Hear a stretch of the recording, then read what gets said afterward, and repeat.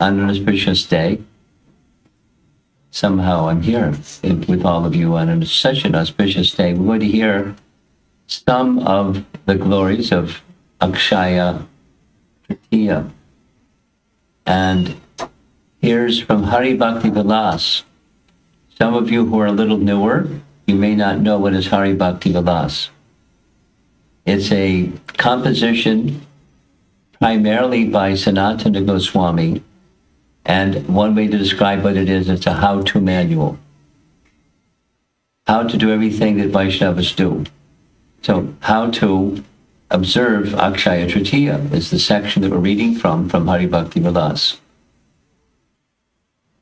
Translation. The Supreme Lord is the benefactor of all kinds of living entities. He created barley on the third day of the bright fortnight of the month of Vishaka. The Lord also caused the Ganges, which consists of 3 streams, to appear within this world, descending from Brahmaloka. On the auspicious day of the Ganges appearance, one should offer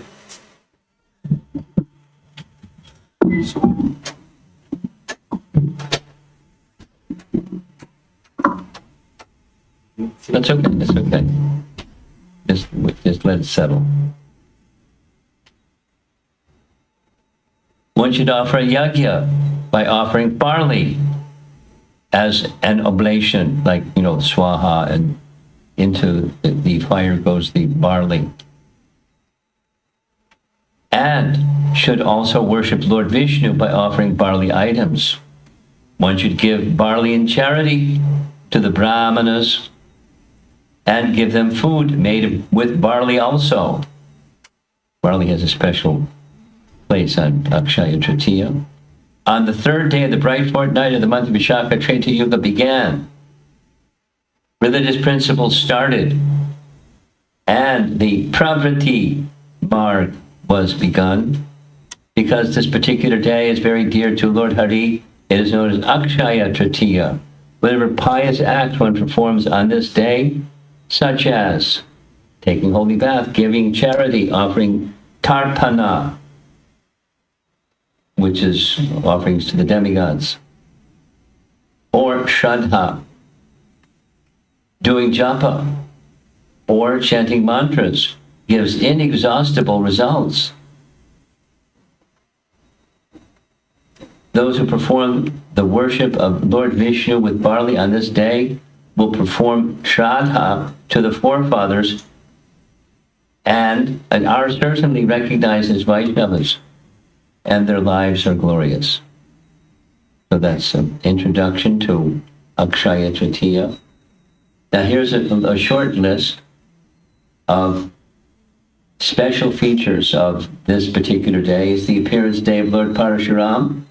The Ganges descended to earth on this day. The beginning of Chandana Yatra. We hear further about Chandana Yatra and how that began. Hayagriva gave the Vedas to Lord Brahma on this day. On this day, Sudama gave the Lord a tiny portion of chipped rice and was rewarded with untold opulence.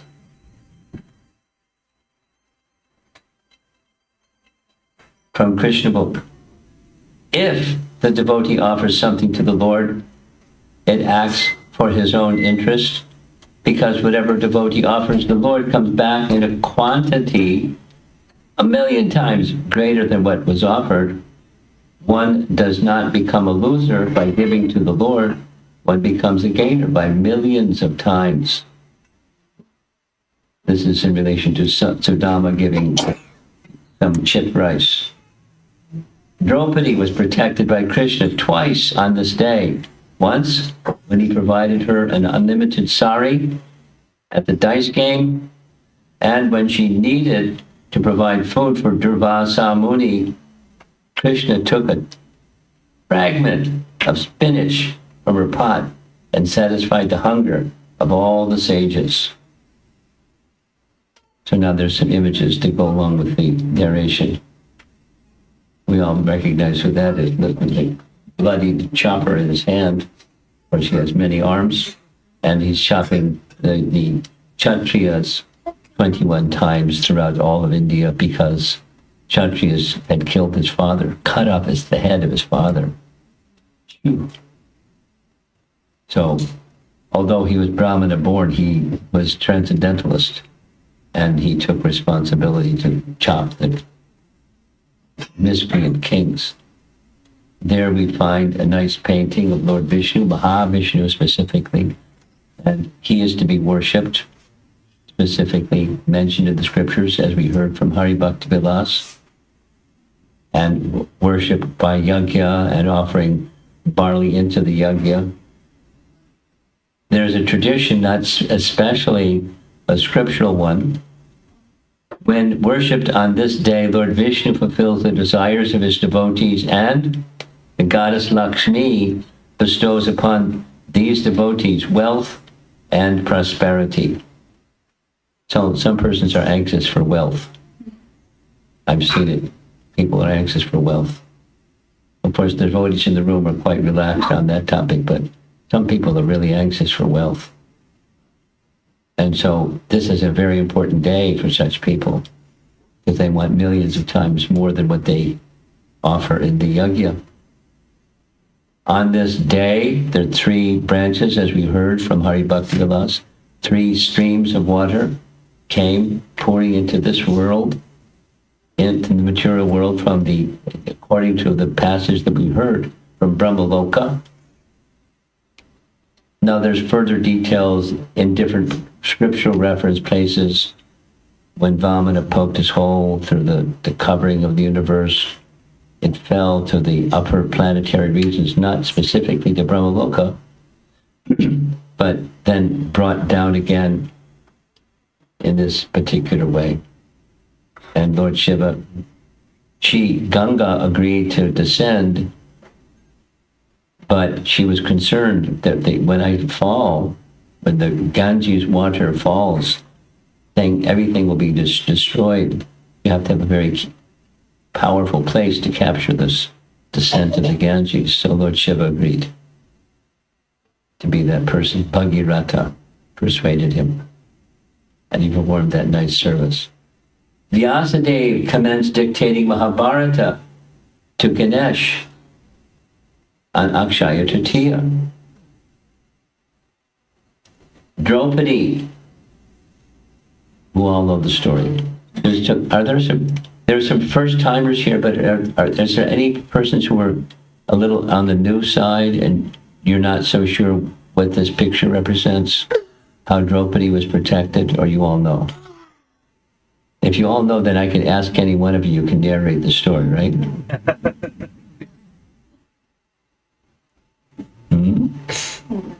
Yes, you know. Okay. So in the crooked gambling match,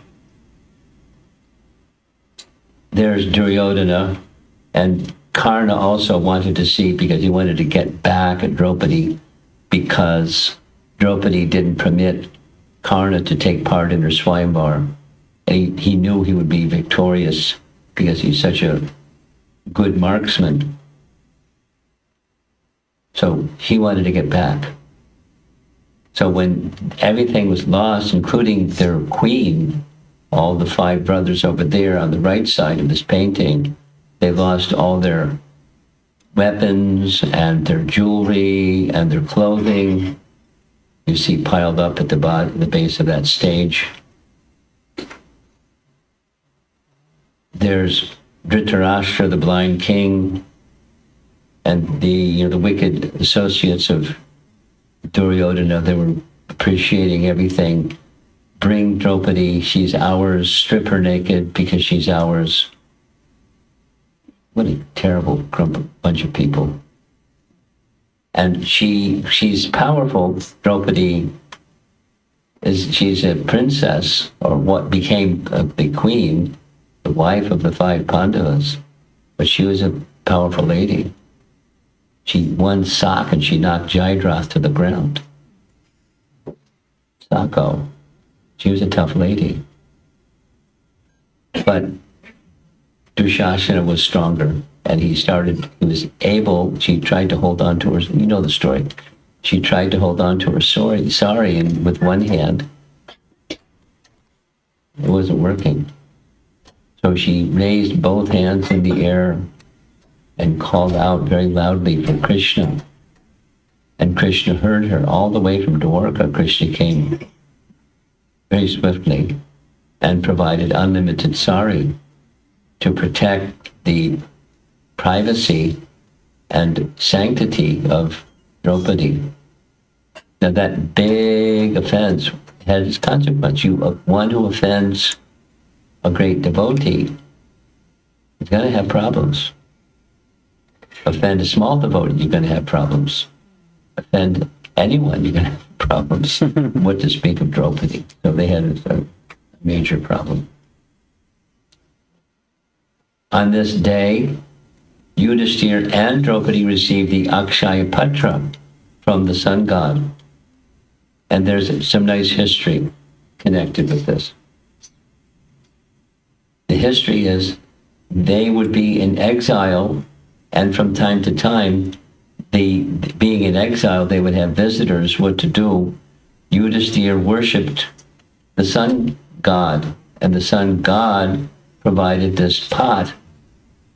You know the story. That Draupadi, could produce unlimited food from this one pot.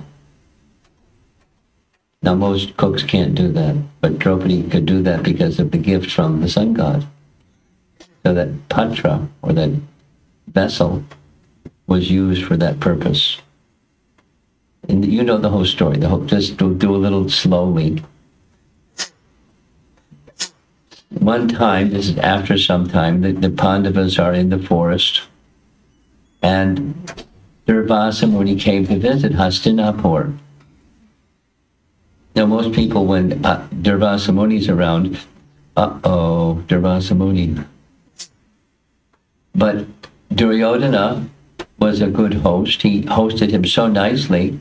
Durvasa Muni was very pleased with the meal and the service and the accommodation and everything. So he then volunteered, I'd like to give you a benediction. So calculating, Duryodhana said, no, I don't need anything, just serving you, that's sufficient. But you're so kind, if you would do this one favor, you could go find the Pandavas in the forest and visit them also. They have good reception, as do I, and you'll be very pleased, I'm sure. Make sure you go after lunch. Because he knew once Draupadi, because she would eat last, and after she ate, that's it. The pot wouldn't produce. So when Durvasa Muni came, after that event, Draupadi was in a fix because the pot isn't going to produce anything more. There's a very nice verse in Mahabharata. I'll speak it slowly. It's connected to this little story. She was in great distress. She didn't call Krishna's name as she did in the previous situation when she was being disrobed. She was just thinking, meditating deeply on her only shelter. When you have no other shelter, you think of that which is shelter for you. Supposing you don't have spiritual, you don't have Krishna's shelter. You're going to think of some other false shelter, guaranteed. When there's danger, you're going to think of something that's going to protect you. She just thought of Krishna very intensely. And much to her surprise, she saw a very nice description. She saw off in the distance, from the place where they were sitting, she saw the flag of Krishna's chariot. And as the chariot drew closer, she was astonished. Krishna came. How did Krishna know? So she asked, how did you know? This is from Mahabharata. And Krishna said, I was just passing through. Just passing through. You're way over Dwarka, we're way over here. Just passing through. And so there's a nice verse that says like this, to this effect: when one isn't, the punchline is, when one is in great danger, Krishna will be there. One who has the need of such and such, by divine arrangement, such and such is there. So when you need your ultimate shelter, this was what she needed. Because you don't cross Durvasa Muni, you got a big problem. So she was in great distress. What to do? Krishna said, let me have the pot. She said, but the pot's empty. She said, let me have the pot. You know the story. So he reached inside the pot. There was a little spinach at the end of the side of the pot. So he took that little spinach. And while he was eating that little spinach, Durvasa Muni and his 60,000 followers were over in the river taking their bath, meditating on the impersonal Brahman. That can take a long time.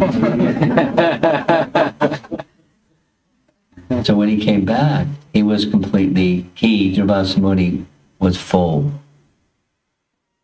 I don't need anything, thank you. Some followers are also, somehow we just became full. Because Krishna was pleased, Durvasa Muni and all of his followers became pleased and satisfied.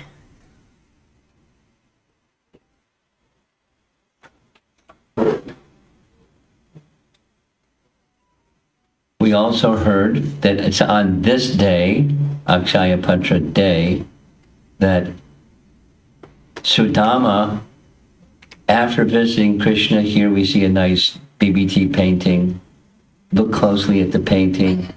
There's Krishna has tears in his eyes. Sudama has tears in his eyes, because they were just classmates and now they're grown up. Krishna's married, Sudama's married. He was a Brahmana, but an impoverished Brahmana. So, because Krishna was nearby, he wanted to visit Krishna, but he was in anxiety. When you go to visit someone, you bring something. But he was so poor, he didn't have something. So poor, he didn't have something. So his wife went in the neighborhood with a cloth and bagged some chipped rice, broken rice, and she tied it all up in a little cloth, and that was it.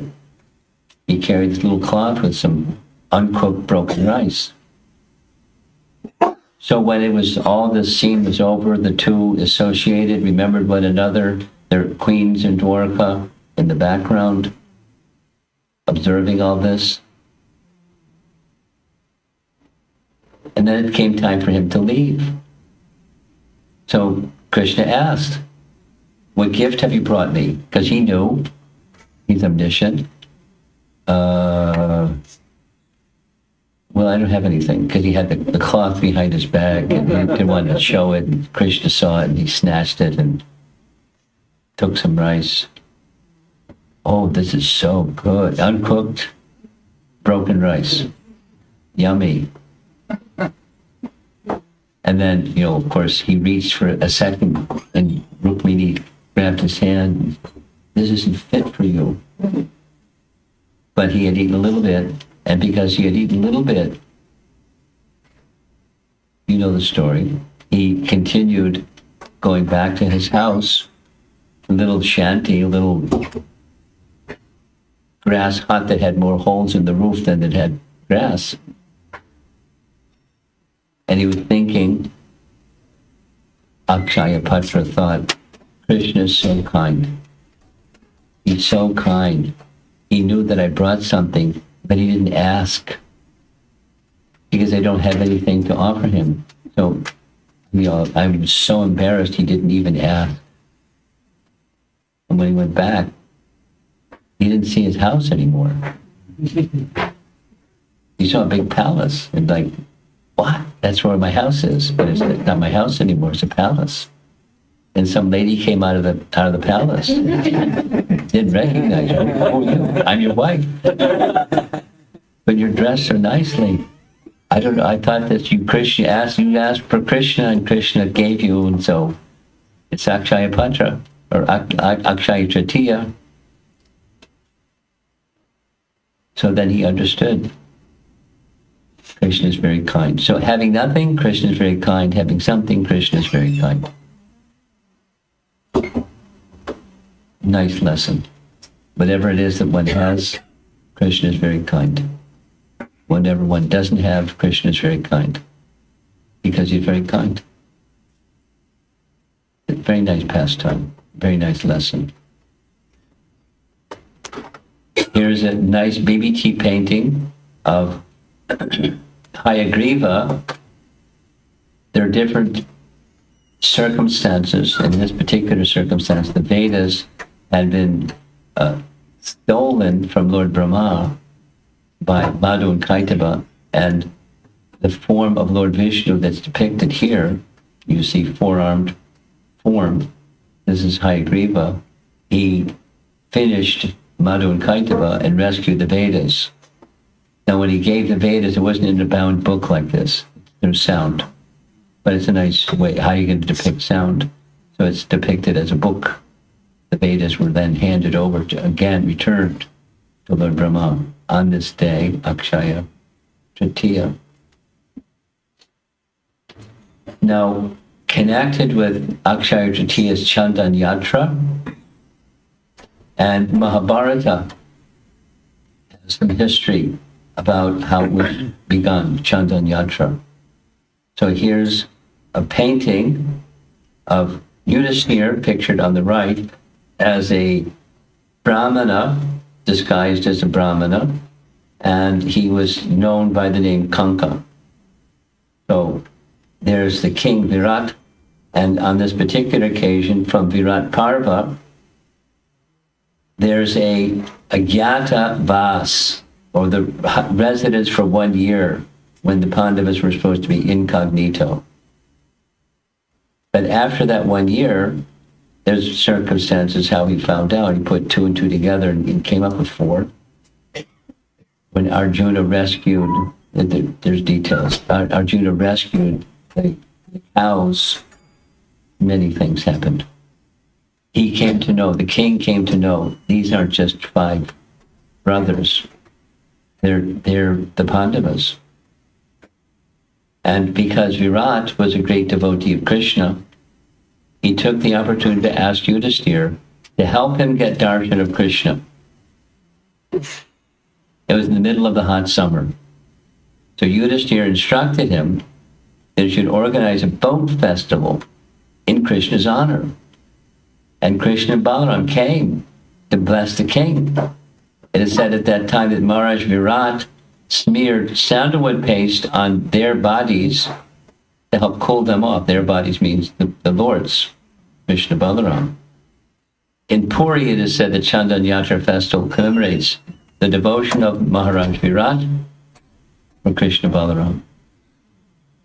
Nice. Virat Parva. Then here's another, this is from Skanda Purana, Utkal Kanda. Utkal means that area of Puri. Shri Purushottam Dev, Lord Jagannath, ordered his servant, the exalted Vaishnava Sri Indradumna Dev, to smear fragrant sandalwood paste on his body on the day of Akshaya Tritiya. Here's the verse from this Skanda Purana. Smear fragrant sandalwood paste on my body on the day of Akshaya Tritiya during the waxing moon of the month of Vishaka.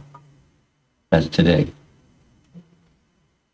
Following this, even today, Lord Jagannath's Vijaya Vigraha, the festival Murti, taken in procession, is brought on a palanquin from the temple to Sri Narendra Sarovar every day from Akshaya Tritiya in Vishaka up to the 8th day of the waning moon of Jayeshta. So if you know somebody that lives in Puri, check them out, ask them, did you attend the festival?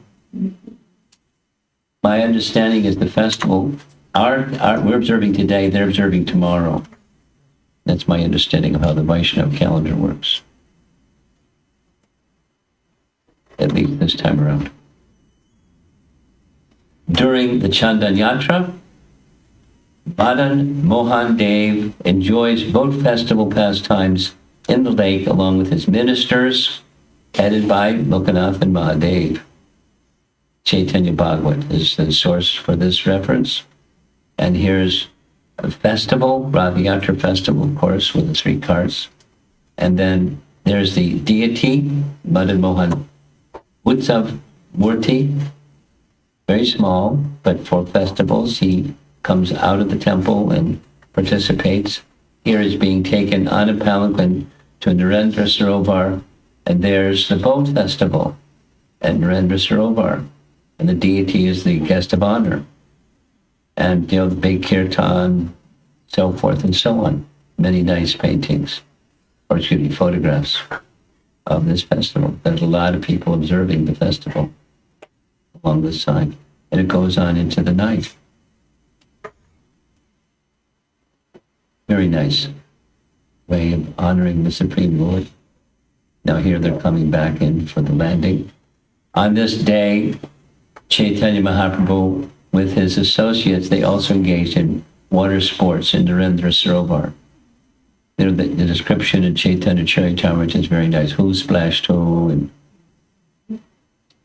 they're laughing at the fun of Sarvabhauma Bhattacharya and Ramananda Roy, and they're going at it, splashing each other. Down at the bottom, that's Advaitacharya getting splashed. Nice painting. Again, from Skanda Purana, it describes that in a previous Kali Yuga, Prajapati Daksha, out of concern for the welfare of the suffering entities in Kali Yuga, first established the Chandana Yatra festival for Lord Jagannath. Daksha prayed for the benefit of all suffering souls of the Iron Age. In response to his prayers and observance of Chandana Yatra, Lord Jagannath gave the following 2 benedictions. You want to know what they are, right? Me too. Those who devotedly and joyously witness this celebration of everlasting benefit shall obtain whatever they mentally wish for at that time. Better be careful. Then, second benediction. Just as the application of sandal paste removes bodily heat, so this festival of mine, O Daksha, is destructive of the 3 types of distresses.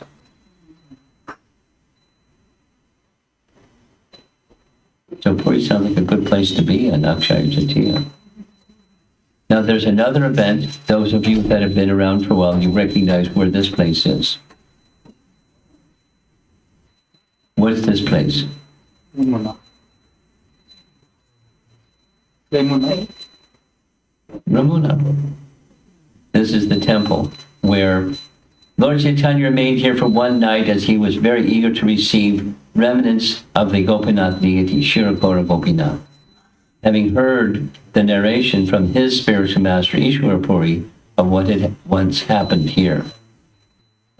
So, what happened was Madhavendra Puri, way back in Vrindavan, received an instruction from the deity of Gopinath to Gopal to bring sandalwood paste and chandan. Because of time, I'm not going to recite. This is a very, very important verse. This is a verse that was recited by Srimati Radharani, and Madhavendra Puri, is reciting it again and again in the mood of Radharani's separation from Krishna after Krishna had left Vrindavan. The very elevated, and esoteric meditation.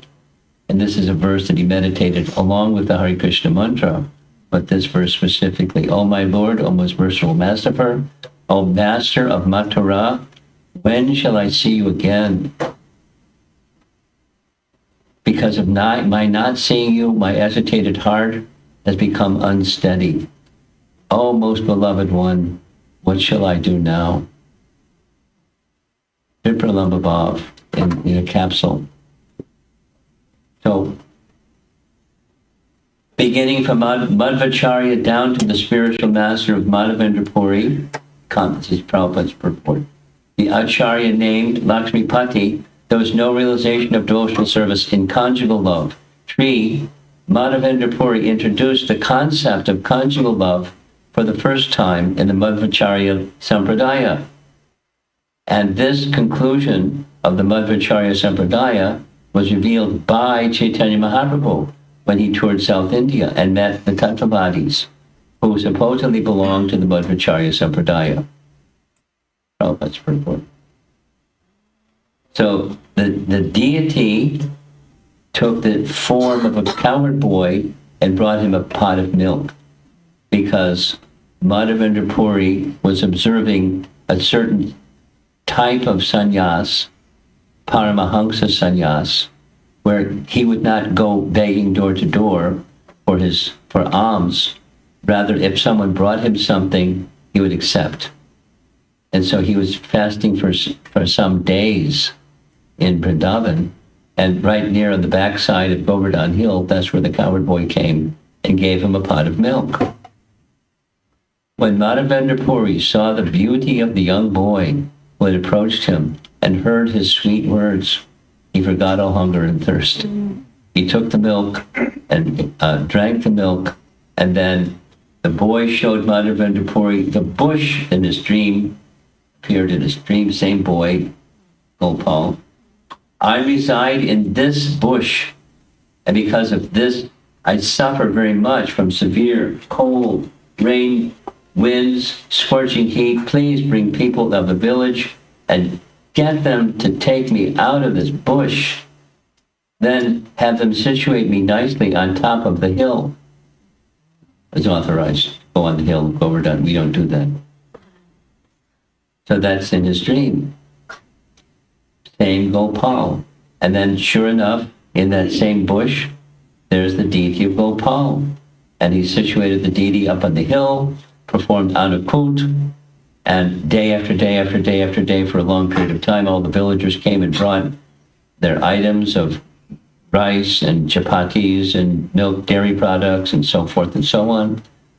And there's the deity up on a stone, and he's worshiping the deity again and again. 2 years later, another dream. He had good dreams. And the same form of the Lord appeared and requested him. It's very hot during the summer here in Vrindavan. Could you bring some sandalwood and camphor so my body temperature can be normal? When he woke up, he immediately began his journey, and he came here along the way to go to Puri, because somehow Puri had a place where you could get lots of sandalwood and camphor. So here in Ramuna, this is the courtyard. In Ramuna, there you see the temple in the back right. And there's the deities of Gopinath. In the center, there's Gopinath. And Govinda and Madan Mohan are freestanding deities. The deity of Gopinath is a bas relief deity, means the deity is protruding from a stone, a black stone. It's the background is there, in the backside of the deity. And he has a nice flute, rectangular shaped flute. Here it is. Because the original flute, which is covering, is rectangular in shape, and so the silver is of the same shape. A very beautiful deity. And these are deities to either side.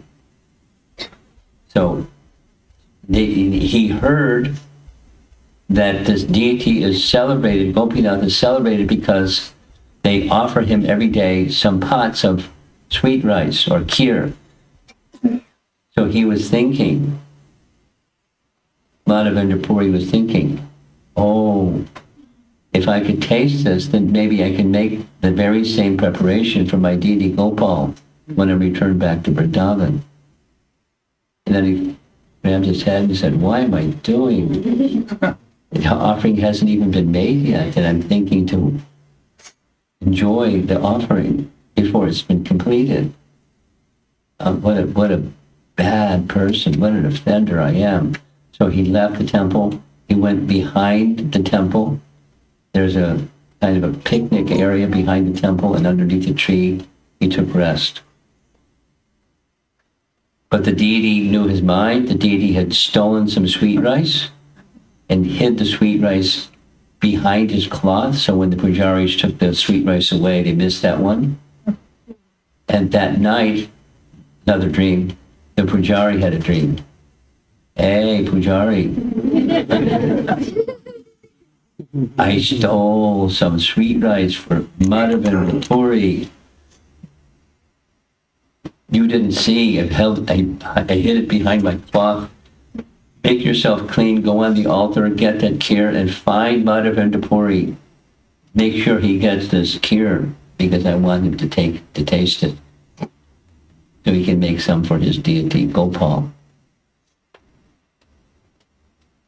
So the pujari, much to his surprise, woke up, took his bath, clean cloth, went on the altar, and behind the deity's curtain, just see, there's the sweet rice, just as the deity said in his dream. Following instructions given in his dream, the priest looked behind the cloth curtain and found the pot of kheer the deity had stolen from Madhavendra Puri. Wow, was he excited. So he went off the altar, out into the courtyard, into the back area, and calling out loudly, Madhavendra Puri! Where are you? Madhavendra Puri! You're the most fortunate person in the whole universe. Madhavendra. Find Madhavendra Puri, how this guy's shouting. And there he was underneath the tree, a banyan tree. And the pujari gave him the sweet rice. And sure enough, he took a little bit of the sweet rice, and then he kept the clay pot and wrapped the clay pot in his dhoti, and little by little, as he was walking the rest of the way to Puri, he would eat a little bit of the pot, the gift from Shirakura Gopinath. So when he reached Puri, he was given, the people, the pujaris, the pandas, they recognized his exaltedness and that he was on a mission on behalf of his deity Gopal. So they gave him all the ingredients that he needed to cool the body of Gopal. So he started the journey going back. And sure enough, on his way back, he wanted to see the deity of Gopinath again, say thank you very much. When he went to Puri, when he went to Ramuna again, guess what? His deity appeared to him in a dream again. And so you don't have to bring all this camphor and sandalwood paste all the way back to Vrindavan. Just put all that camphor and sandalwood paste on the deity of Gopinath, because we're one. I'm Gopal, he's Gopinath, we're the same Krishna. So that's what he did. So here's some very nice photographs of the outside of the temple. This is the deity again appearing to him. Decorate the deity with his sandalwood paste, and so he did. And to this day, one can only imagine in Akshaya Tritiya day, the sandalwood. This is a photograph of the deities all decked out in sandalwood. And probably some camphor mixed in. Same deity. This is the samadhi place of Madhavendra Puri. Inside is the deity of Madhavendra Puri. And the Toronto temple, they named their deity, Chirakora Gopinath. There they are. Anyone here in the room has been to this temple in Toronto, the Chirakora Gopinath? I've not been there, at least I don't remember having been there. But I know some devotees that live there, and their bhakti for this deity is really special. I mean, many places have special, but this place is very special.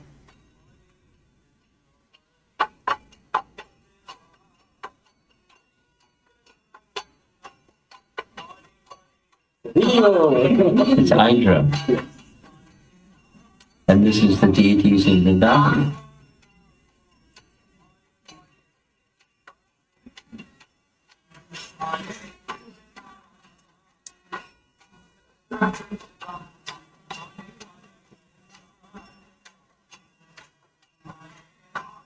Radhe Sham, and Gornitai.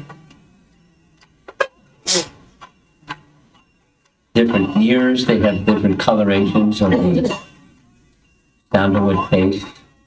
There he is, Indra, and the name of the pujari,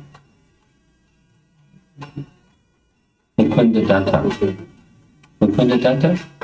Yes, Mukundadatta. So Indra would sing, but he would also dress the deity. He was very dear to the deities were very dear to him. There's people in the courtyard preparing the vines and vines and vines and vines of sandalwood. Ladies, children, men, everybody making sandalwood to decorate the deity.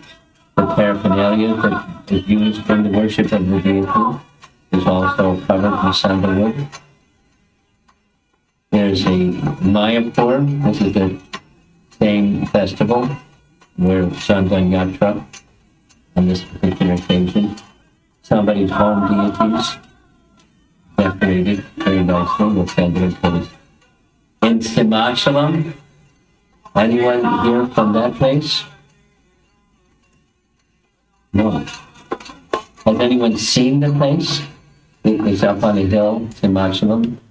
The Sri Varaha Lakshmi, the Sringaswami.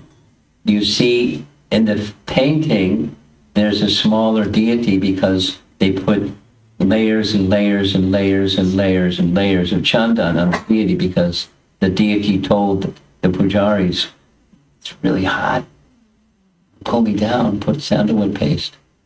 So sandalwood paste is applied 4 times a year, starting with the day after Akshaya Tritiya.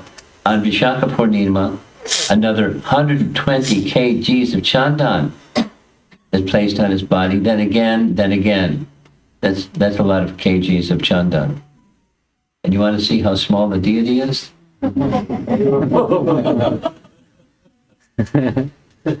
He has the face of Varaha, the body of Nrsingadev, with human torso, claws, and the tail of a lion. And just to give you some idea, this is going to show someone's pouring water on this deity. That see, the hand of the pujari is larger than the deity. Nijarupa Darshan.